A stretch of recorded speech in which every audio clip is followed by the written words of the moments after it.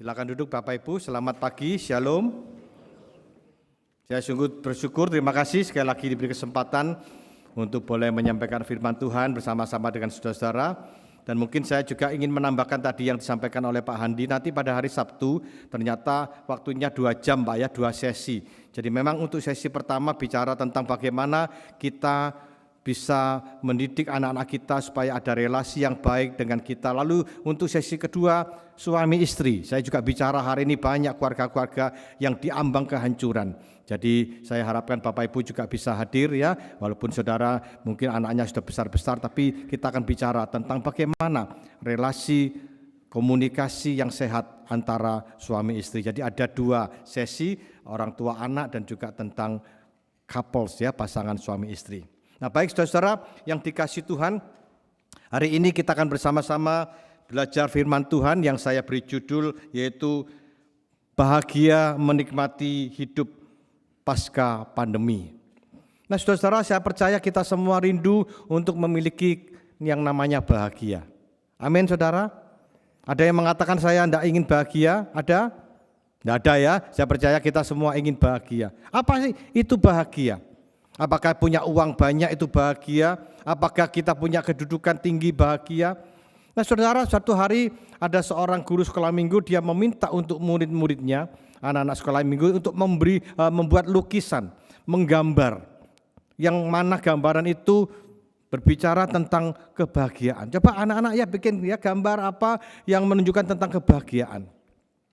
Lalu setelah beberapa waktu mereka melukis, kemudian dikumpulkan, saudara ada 3 gambaran yang terbaik ya, dipilih oleh guru ini dan beliau katakan ini yang pertama itu ada gambar sepasang suami istri yang sedang santai ya, lagi liburan itu mungkin kayak kemarin besok katanya Labor Day ya, itu liburan di Blue Mountain ya, berdua di situ tidak ada yang mengganggu, wah itu bahagia. Yang kedua ada lagi tunjukkan ini ya, ini ada lukisan ini lagi pacaran 2 orang di perahu saudara, dan airnya tenang sekali ya, jadi tidak ada ombaknya, jadi tenang, oh itu bahagia.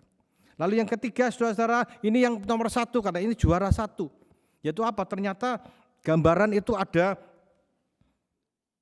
air terjun, ada waterfall, itu begitu derasnya dan di sana di pinggirnya itu ada tebing. Ya, di bawahnya itu ada tebing, kemudian di situ ada seekor burung. Dan burung itu ternyata di tengah-tengah air terjun yang begitu deras dia bisa bersiul, dia bisa bernyanyi dengan gembira, dengan sukacita. Nah saudara, itulah yang menjadi lukisan juara pertama yang menggambarkan tentang kebahagiaan. Jadi apa itu bahagia saudara? Bahagia itu apa? Sekali lagi, apakah sekedar hanya punya uang banyak, punya kedudukan, punya posisi, apakah itu? Ternyata bahagia itu bersukacita, menikmati hidup di tengah-tengah kesulitan, di tengah-tengah pergumulan hidup yang berat. Itulah yang bahagia dan itulah yang saudara dan saya harapkan, yang kita cari. Kebahagiaan apa? Di tengah-tengah dunia yang makin hari semakin sulit ini, kita butuh kondisi gimana kita tetap bisa bersuka cita, bisa tetap tertawa. Seperti burung tadi di tengah-tengah air terjun yang begitu deras, yang begitu menakutkan, tapi dia tetap bisa bersiul. Nah saudara-saudara, saya mau kita belajar dari pengkhotbah. Seorang yang diberikan hikmat Tuhan yang luar biasa, karena pengalamannya dia mengajarkan kepada kita bagaimana kita bisa bahagia, menikmati hidup di tengah-tengah pergumulan, di tengah-tengah kesulitan, apalagi di dalam masa pasca pandemi ya.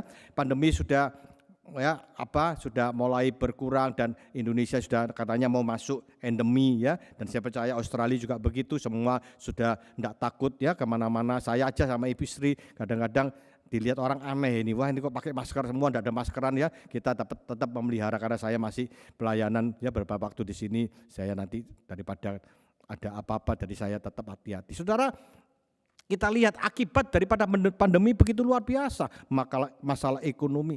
Banyak keluarga-keluarga yang kehilangan pekerjaan, banyak perusahaan-perusahaan yang bangkrut ya. Saya juga menangani beberapa orang yang karena ekonominya terganggu, tokonya sepi, sampai stres saudara. sampai tidak bisa menikmati hidupnya dengan baik, sampai tidak bisa tidur ya, minum obat tidur pun tidak bisa tidur dan sebagainya. Belum lagi masalah yang lain, ternyata pandemi juga menjadikan masalah apa? Bukan hanya masalah ekonomi, masalah kesehatan, juga masalah keluarga. Saudara, angka perceraian pasca pandemi ini justru di masa pandemi ini justru meningkat. Karena apa? Karena terjadi pertengkaran. Istri biasanya kalau belum tidak ada COVID dulu sering ke mall, jalan-jalan ya. Sekarang karena pandemi COVID tidak bisa kemana-mana, di rumah terus, wah cerewetnya terus ya toh. Nah ya akhirnya suaminya tidak tahan, saudara, akhirnya terjadi KDRT ya toh. Nah, akhirnya itulah sampai akhirnya nuntut cerai dan sebagainya. Jadi saudara yang dikasih Tuhan, inilah hidup kita semakin hari semakin penuh dengan kesulitan, penderitaan dan sebagainya. Nah bagaimana kita bisa seperti burung di tengah-tengah air terjun bisa bersiul, bisa bersuka cita. Mari kita belajar dari pengkhotbah ya, bagaimana kiat-kiat yang kita perlu lakukan agar kita bisa bahagia, menikmati hidup di tengah-tengah pergumulan. Yang pertama saudara, kalau kita perhatikan dalam ayat yang pertama, mari kita lihat di situ apa kata pengkhotbah. Untuk segala sesuatu ada masanya. Untuk apapun di bawah langit ada waktunya. Jadi yang pertama kiat kita bisa menikmati hidup di tengah-tengah penderitaan, pergumulan hidup kita tetap bisa bersuka cita itu apa? Kita belajar yang pertama hidup hari ini untuk hari ini. Pengkhotbah katakan semua ada waktunya. Di dalam hidup kita kan ada waktu kan, masa lalu, masa sekarang dan masa yang akan datang. Nah makanya dikatakan ada waktunya. Kalau kita ingin menikmati hidup, kata pengkhotbah sesuai dengan pengalamannya, hikmat dari Tuhan, dia katakan kalau saudara dan saya ingin menikmati hidup, mari kita hidup hari ini untuk hari ini. Hari ini tanggal berapa Bapak Ibu? Tanggal berapa? Tanggal 2 Oktober 2022. Tetapi hari ini banyak orang mengapa tidak bisa menikmati hidup? Karena ada dua ekstrim. Yang pertama, orang hidup di masa yang lalu pada dunia hari ini. Orangnya ada di tanggal 2 Oktober 2022, tapi yang dihidupi bukan sekarang, yang dulu. Kegagalannya dulu, kekecewaannya dulu, masa lalunya. Nah saudara, ini yang seringkali menjadi masalah. Banyak orang, sering saya ngomong-ngomong dengan Pak Joni, banyak orang mengalami kepahitan. Hidupnya sekarang tapi yang dihidupi bukan sekarang, yang dulu. Dulu ditinggal pacarnya, wah sekarang maaf ya, enggak mau lagi didekati laki-laki. Banyak saudara, maaf ya, banyak wanita-wanita yang sudah maaf ini ya, ada agak apa umurnya kadaluarsa ya toh. Karena apa? Karena enggak mau didekati cowok-cowok, takut karena dulu pernah ditinggal. Dulu pernah disakiti. Saya enggak mau lagi Pak, takut Pak. Dulu pacar saya begitu setia, ngomongnya siwai, cintaku kepadamu seperti internet, high speed and unlimited. Wih. Itu dulu. Tiba-tiba dia ada wanita lain, ternyata dia tanpa pesan, tanpa kesan. Wah, dia pergi Pak, meninggalkan saya. Wah, seperti layangan putus ya toh. Akhirnya itu membekas saudara, kecewa, enggak berani lagi cari pacar, ketakutan. Ada lagi seorang, saya pernah naik kereta saudara dari Surabaya ke Banyuwangi, itu ada seorang bapak duduk di situ ngomong-ngomong dengan saya. Masih muda sekitar 40-an, saya tanya, "Bapak kerja apa?" "Saya enggak kerja Pak." "Loh, terus apa kerjanya tiap hari?" "Saya tiap hari kerjanya mancing Pak." Jadi enggak kerja, kerjanya mancing. "Loh mengapa kok Bapak kan masih kuat?" "Iya Pak, saya takut Pak, saya dulu pernah kerja, saya diciak uangnya, uang saya diciak orang Pak, dimakan orang Pak, ditipu orang." Akhirnya dia jatuh waktu itu secara bisnisnya. Akhirnya itu apa? Pengalaman pahitnya. Itu membuat dia enggak bisa menikmati hidup sekarang. Padahal itu dulu, beberapa tahun yang lalu, tapi itu masih dihidupi. Saudara, kalau saudara ingin menikmati hidup, mari hidup hari ini untuk hari ini. Jangan di masa yang lalu pada dunia hari ini. Ada cerita satu orang pemburu ya saudara, dia berburu pagi-pagi, masih gelap ya. Dia berburu masuk ke hutan, dia naik perahu, dia dayung perahu, kemudian dia naik ke hutan. Masuk ke dalam hutan, dia lihat saudara dari jauh kok ada semak itu bergerak-gerak, dia lihat dari jauh ada seekor kijang saudara. Wah dia senang saudara, dia mulai mempersiapkan senapannya, dia mulai bidik, kemudian dia tembak, duar, wah kena saudara ya, si kijangnya itu tergelapar jatuh ya, mati di situ, tergeletak. Dia segera memanggul senjatanya, dia mau masuk ke hutan, dia mau ambil itu kijangnya sudah tertembak. Ketika dia masuk, dia kaget, ternyata di semak belukar ada lagi bergerak, ternyata ada harimau saudara. Wah, harimau juga kelihatan, ada kijang yang sudah tertembak, dia mau makan itu. Ketika dia lihat harimau, orang ini ketakutan saudara, dia lari saudara. Woi lari, harimau lihat ada sesuatu yang lari, dikejar saudara. Jadi pemburu sekarang diburu sama harimau saudara ya. Wah dia lari-lari, dia loncat ke perahunya, dia dayung-dayung. Tadi gelap, sekarang matahari sudah terbit, hari mulai terang. Wah dia kaget, dia masih di pinggir hutan, dia tidak jalan-jalan saudara perahunya, karena apa? Lupa perahunya itu talinya belum dicopot saudara ya, tadi diikat di pohon belum dilepas gitu. Jadi walaupun dayung-dayung tidak kemana-mana, capek tapi tidak bisa bergerak. Nah saudara, mengapa? Itu belum dilepas, ikatan perahunya belum dilepas. Hari ini mengapa banyak orang tidak bisa menikmati hidup? Karena kita masih hidup di masa yang lalu pada dunia hari ini. Saudara, saya tidak tahu masa lalu saudara, mungkin ada kepahitan, ada kekecewaan, ada kegagalan, ada macam-macam. Mari kita belajar ya, jangan hidup di masa lalu, mari kita hidup hari ini ya hari ini. Atau yang kedua, ada yang orang mengapa tidak bisa menikmati hidup, karena mereka hidup di masa yang akan datang pada dunia hari ini. Orangnya hidup di tanggal 2 Oktober 2022, tapi yang dihidupi bukan sekarang, nanti belum terjadi sudah dihidupi. Nah, makanya apa? Stres, khawatir, belum terjadi sudah dipikiri. Akhirnya makan tidak bisa tidur tidak bisa makan. Gitu. Tidur sama makan keselak saudara ya. Artinya apa?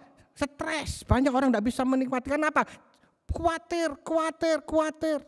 Belum terjadi.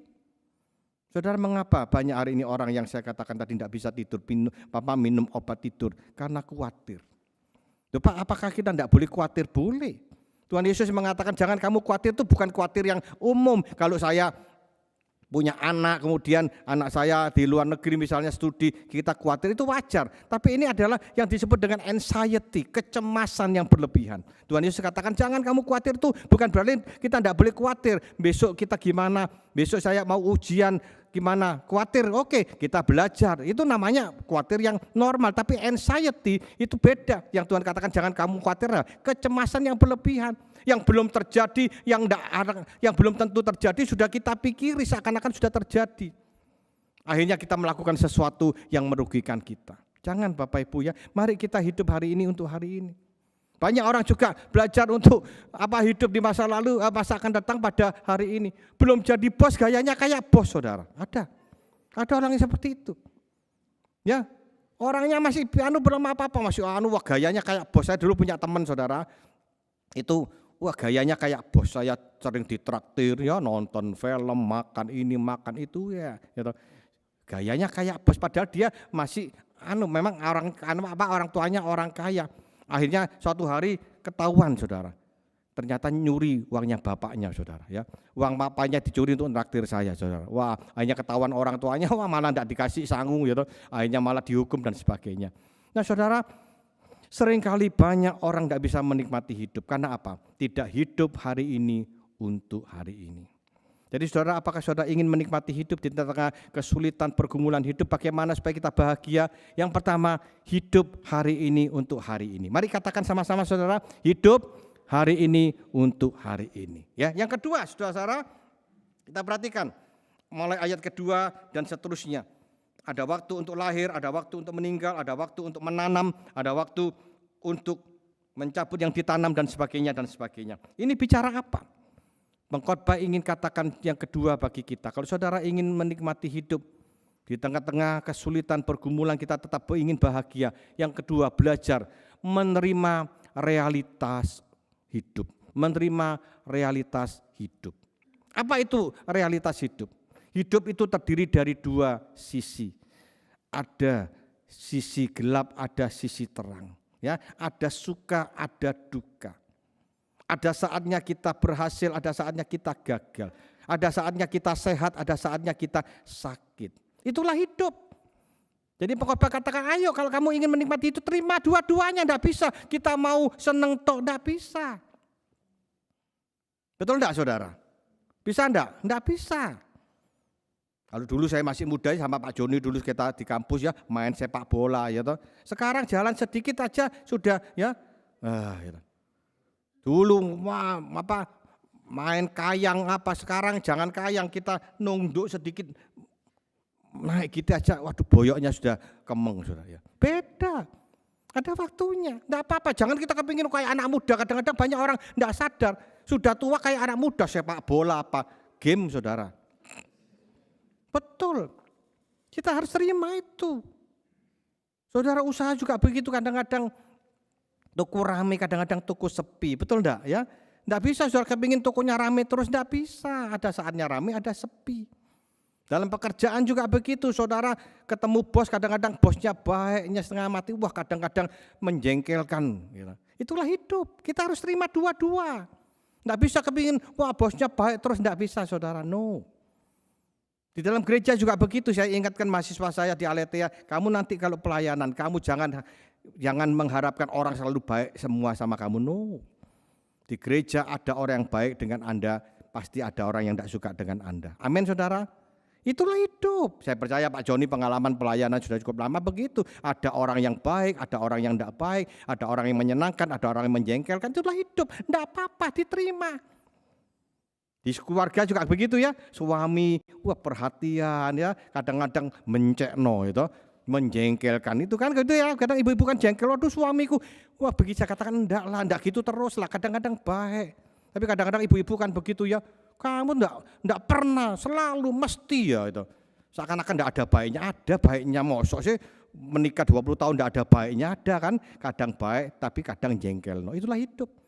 Istri juga gitu, kadang-kadang kayak burung merpati, kadang-kadang singa betina ya, ya, kerengnya minta ampun, enggak apa-apa, biasa. Anak-anak kadang-kadang baik, anak-anak kadang-kadang bantah, ngelawan, itulah hidup. Saudara-saudara yang dikasih Tuhan, kalau saudara dan saya ingin menikmati itu, mari belajar menerima realita hidup dua-duanya, seperti mata koin. Kalau saudara perhatikan, saudara punya koin ya, kalau uang koin itu kan ada dua sisinya. Itu akan memiliki nilai itu kalau dua-duanya itu ada. Kalau saudara mungkin lihat ya, kalau di Indonesia ada koin itu ada gambar Garuda, Pancasilanya itu ya, satunya ada tulisannya ya 1000 atau 500. Nah saudara mungkin suatu hari tidak suka, aku kepingin yang angkanya tok, yang gambar burung Garuda, Pancasila, tidak mau digosok sama remplas misalnya. Ya. Akhirnya saudara belikan itu, tidak bisa. Tidak laku saudara. Karena apa? Kalau ingin laku harus dua-duanya diterima, harus ada. Nah saudara, demikian juga dengan kita. Kalau saudara ingin menikmati hidup, mari kita mau belajar untuk menerima realita hidup. Ada suka, ada duka. Ada saatnya sukses, ada saatnya gagal. Tidak apa-apa. Thomas Alva Edison aja mencoba 1449 kali mencoba sebelum menemukan lampu saudara. Ada gagalnya, jangan putus asa ketika saudara saat ini mengalami kegagalan, jangan putus asa, suatu saat akan berhasil. Amin saudara. Itulah hidup ya. Jadi saudara yang dikasih Tuhan, pengkhotbah luar biasa dengan segala pengalaman yang dia miliki, dia mengajarkan, mari kita mau belajar untuk bukan hanya hidup hari ini, untuk hari ini, yang kedua menerima realita hidup. Apa Bapak Ibu? Menerima realita hidup ya. Hidup ada suka, ada duka, ada derap, ada kerang. Yang ketiga, yang terakhir saudara, kalau kita perhatikan di dalam ayatnya yang ke-13 dikatakan bahwa setiap orang dapat makan, minum dan menikmati kesenangan dalam segala jeripayanya, itu adalah juga pemberian Allah. Sebelum ayat 13 ini saudara, kita membaca di dalam ayat 9 sampai dengan ayatnya yang ke-12, apa kata pengkhotbah? Apakah untung pekerja dari yang dikerjakannya dengan jeripaya? Aku telah melihat pekerjaan yang diberikan Allah kepada anak-anak manusia untuk melelahkan dirinya. Ia membuat segala sesuatu indah pada waktunya, bahkan ia memberikan kekekalan dalam hati mereka. Tetapi manusia tidak dapat menyelami pekerjaan yang dilakukan Allah dari awal sampai akhir. Ayat 12, aku tahu bahwa untuk mereka tak ada yang lebih baik daripada bersuka-suka dan menikmati kesenangan dalam hidup mereka. Lalu ayat ke-13 mengingatkan bahwa kita dapat makan, minum, dan menikmati semuanya itu adalah pemberian Allah. Saudara, ayat 9 sampai dengan ayatnya yang ke-12 berbicara tentang kerapuhan manusia. Manusia capek-capek kerja, tapi tidak ada gunanya buat apa? Itu tidak kekal, tidak bisa menikmati. Justru Tuhan itu yang akan bisa memberikan kekekalan, bisa menikmati. Itu menggambarkan tentang kerapuhan kita. Walaupun saudara kerja mati-matian saudara, banyak orang hari ini mereka kerja.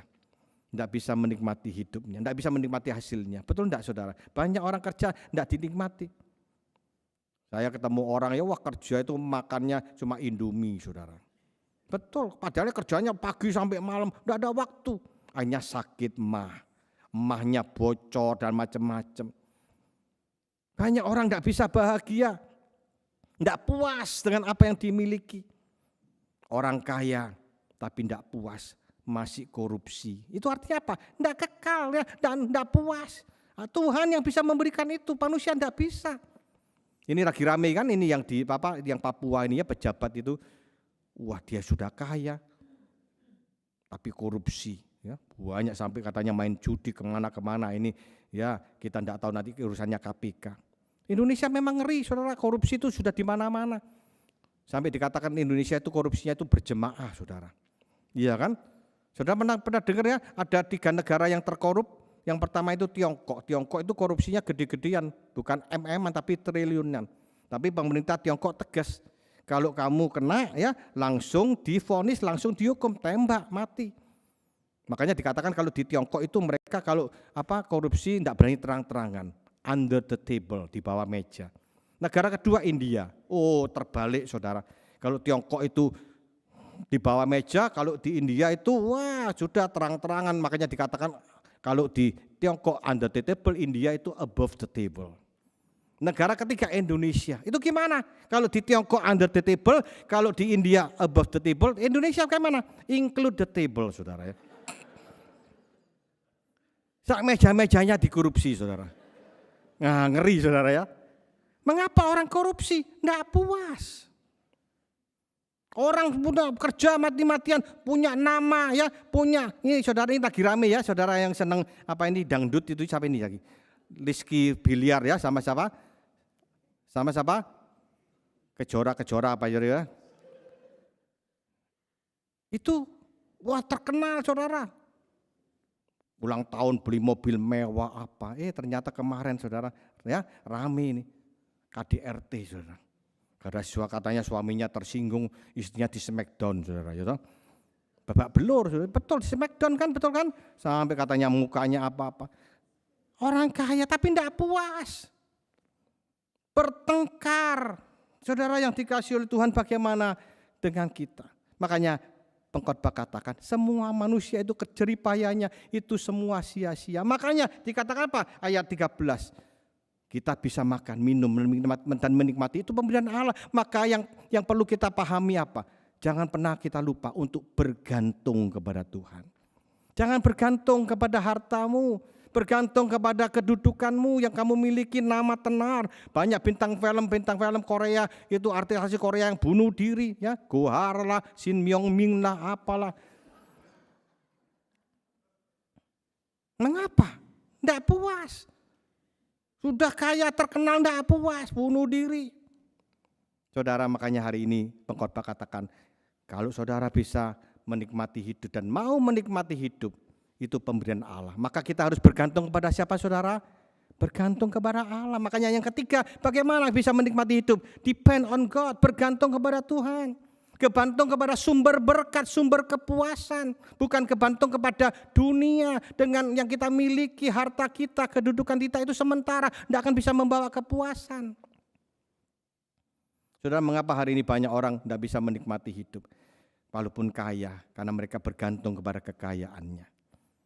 Makanya Yesus katakan apa? Jangan, itu hartamu, itu simpanlah yang di surga. Maksudnya apa? Gantung sama Tuhan, yang pemilik surga. Karena di dunia ini bisa ada karat, ada ngengat, hartamu bisa hancur, bisa habis, dicuri orang.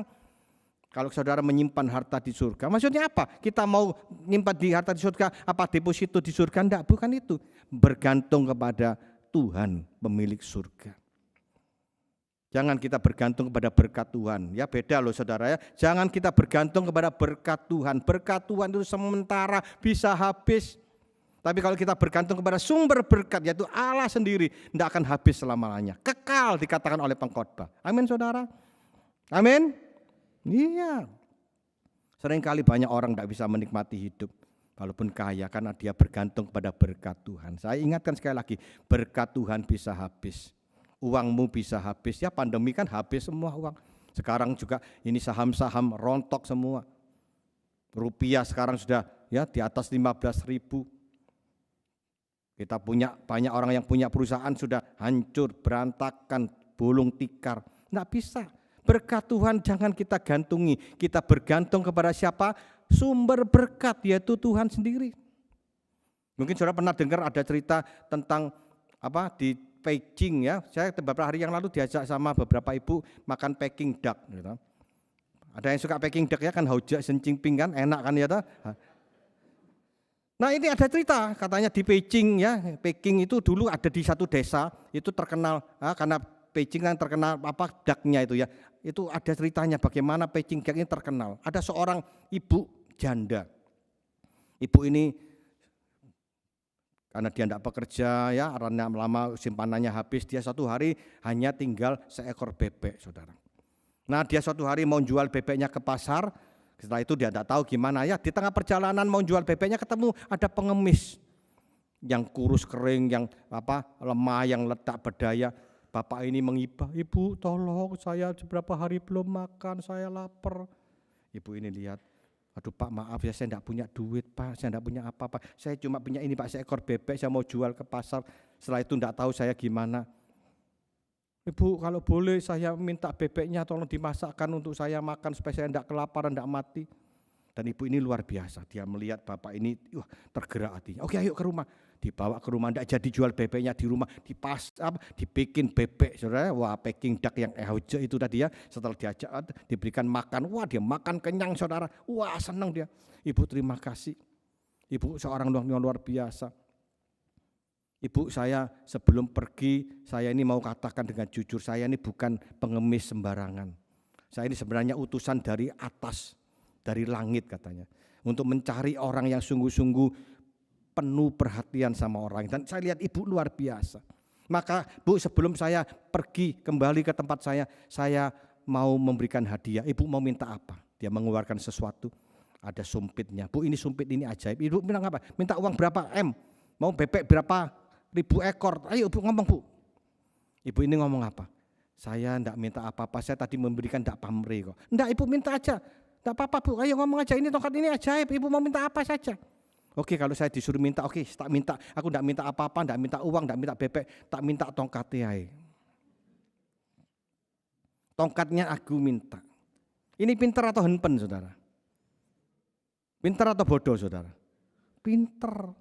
Kalau dapat uang habis-habis betul ya, dapat bebek habis-habis, tapi kalau dapat tongkatnya tinggal jereng keluar ya, jereng. Karena ini sumbernya enggak habis-habis. Ini ibu ini pinter ya. Mari kita mau juga seperti ibu ini, kita harus pandai, kita punya sumber berkat. Amin saudara. Jangan kita mengandalkan berkat Tuhan yang bisa habis. Berkatnya, sumbernya yaitu Allah. Jadi bergantung kepada Tuhan. Itu kunci untuk kita bisa menikmati hidup di tengah-tengah kesulitan. Apa Bapak Ibu? Bergantung kepada Tuhan. Apa? Bergantung kepada Tuhan. Jadi yang pertama apa saudara? Hidup hari ini untuk hari ini. Ulangi sama-sama. Hidup hari ini. Yang kedua, menerima realita hidup. Apa? Menerima realita hidup. Ada suka, ada duka dan sebagainya. Yang ketiga apa? Bergantung kepada Tuhan. Mari kita berdoa. Terima kasih Tuhan untuk firman-Mu yang boleh kami renungkan bersama pagi ini. Biarlah kami sungguh-sungguh bisa seperti burung yang tetap bersiul, bersukacita di tengah hidup yang penuh dengan pergumulan. Ajarkan kami untuk hidup hari ini, ajarkan kami untuk menerima realita hidup, dan ajarkan kami untuk bergantung sepenuhnya kepada Engkau. Berkati gereja-Mu, Berkati hamba-Mu yang setia, Pendeta Stephen dan istri, dan juga semua majelis aktivis. Tuhan pakai hamba-hamba Tuhan yang lain dan cuma jemaat Tuhan, Kau berkati mereka. Biarlah mereka terus di tengah-tengah hidup yang sulit ini tetap bahagia, tetap bisa bersuka cita. Ini doa harapan kami di dalam nama